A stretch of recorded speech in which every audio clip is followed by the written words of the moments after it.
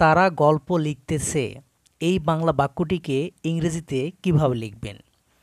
এইটাকে লেখার জন্য আমাদের সর্বপ্রথম বুঝতে হবে বাক্যটি কোন সময়ে রয়েছে। লক্ষ্য করুন, তারা গল্প লিখতেছে, তার মানে বর্তমানে রয়েছে। সে কেমনে বুঝলাম এটা বর্তমানে রয়েছে? দেখেন, যখন কোনো একটা ভার্বের শেষে সে, সি, সেন এমন লেখা থাকবে, সে, সি, সেন এমন লেখা থাকবে, তখন বুঝে নিতে হবে বাক্যটি প্রেজেন্ট কন্টিনিউয়াসে রয়েছে। তাহলে প্রেজেন্ট কন্টিনিউয়াস টেন্সের স্ট্রাকচার কি? প্রেজেন্ট কন্টিনিউয়াস টেন্সের স্ট্রাকচার হচ্ছে সাবজেক্ট প্লাস বিভার প্লাস ভার্বের সাথে আইএনজি প্লাস অবজেক্ট।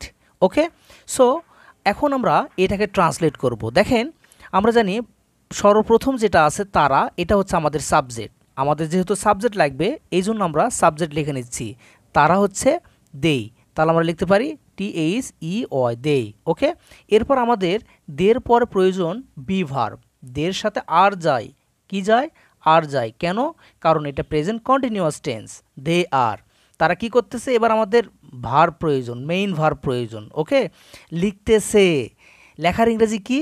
রাইট। তাহলে আমরা লিখতে পারি WRIT, এবং যেহেতু লিখতেছে ভার্বের সাথে আইএনজি করতে হবে, এই জন্য লিখতে হবে রাইটিং, WRITING, রাইটিং। দে আর রাইটিং। কি লিখতেছে? এবার পিছন দিক দিয়ে যাচ্ছি, কি লিখতেছে?